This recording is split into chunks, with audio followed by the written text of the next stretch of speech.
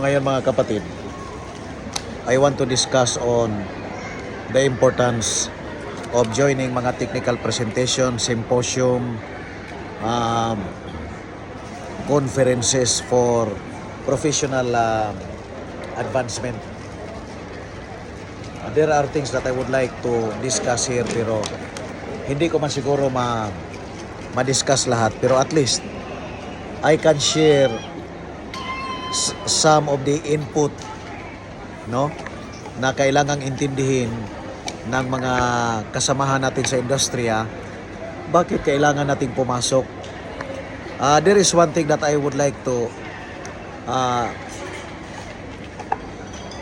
to give my reaction on the removal of the CPD, itong Continuous Professional Development Program sa mga OFW when it comes to professionals.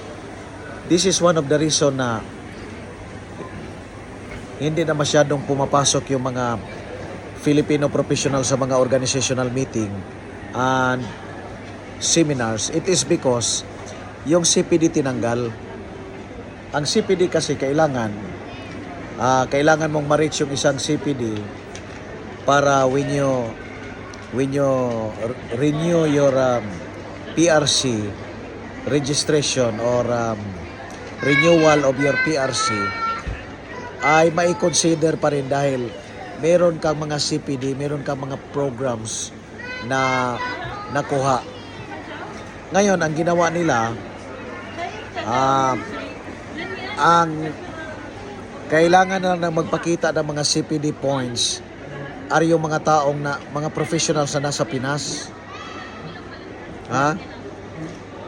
Kaya medyo hirap ang mga professional organization to bring in, na akitin, i-invite, i-gather ang mga Filipino professionals dahil nga wala namang silbi yung mga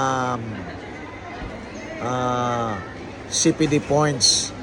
You can renew your PRC even without joining any program for professional development because wala namang requirements.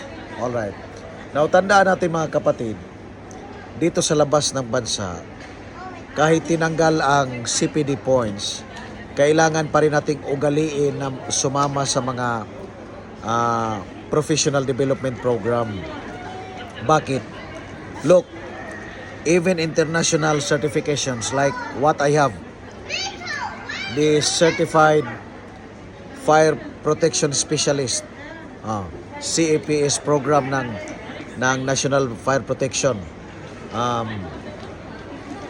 Tingnan nyo, to renew that certification, you need to show some points, some CPD points. Otherwise, the NFPA will require you a program para ma-cope up mo yung missing points. Para you are still up to the para maipakita na you are still into the profession.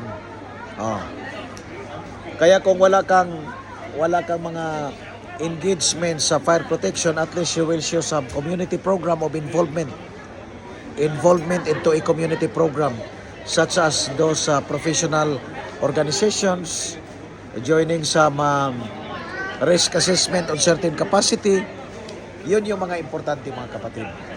So in doing so, mapapanatili pa rin yung kompetensi ng tao because of the CPD program. Kaya kahit tinanggal man ang batas, ugaliin pa rin nating sumama sa mga professional organization for some discussions because you will really learn a lot of things. Dami mong matutunan sa professional organization.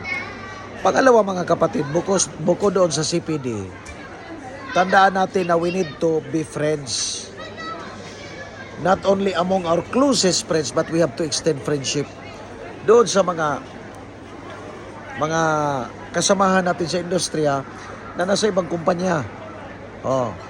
Nasa gobyerno or private sector, nasa installation or nasa design and review, nasa commissioning, testing and commissioning. Kailangan pa rin natin.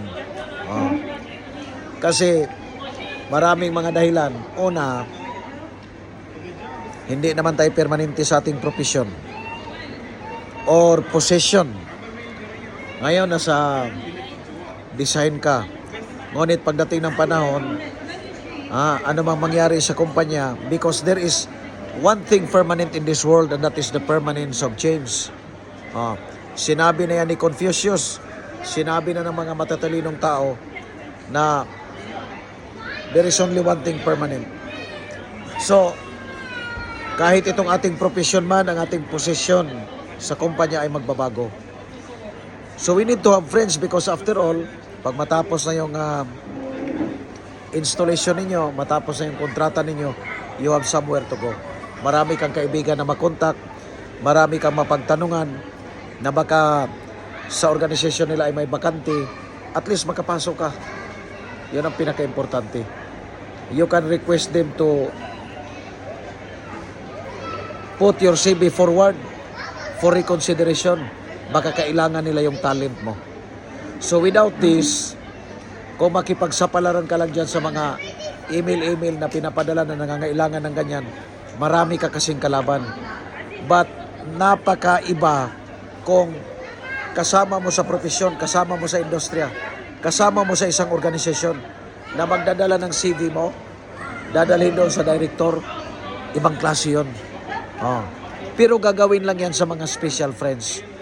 Those friends in the industry that they think of somebody na hindi mapapahiya yung kanilang recommendation. Ako man ay gagawin ko yan. I will be in an organization, may mga seminars, tapos may makita akong taong magaling, even in the interpellation, in the question and answer between the speakers and you. No? Pag makita mo yan na medyo maganda ang kuan, ang delivery, malalaman mo na itong taong ito magaling to. No? Then you will be having a chat with him sa restaurants or any other avenue na kung ma-determine mo na magaling siya doon, kahit ikaw man ay magrekomenda, Brad, bigay mo nga sa akin yung CV mo. Baka pwede tayo dito. O try lang. Kasi ang pagtapon ng CV, it could be a trial and error. It could be an exploration thing. But at least somebody is interested to bring your CV forward. Yun ang pinaka-importante. And you can get that sometimes in the organization, endorsement of a common friend to your boss.